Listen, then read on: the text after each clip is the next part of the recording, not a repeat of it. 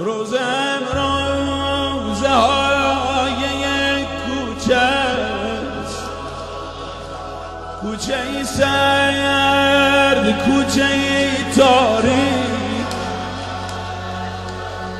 کوچه ای سنگین و غبارآلود.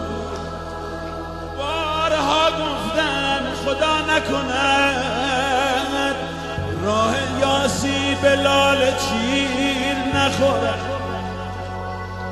بین این کوچه ها خدا نکند که در اینجا زنی زمین نخورد. یا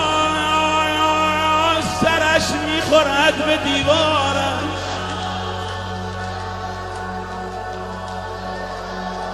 یا که از زخم سنگ میشکند.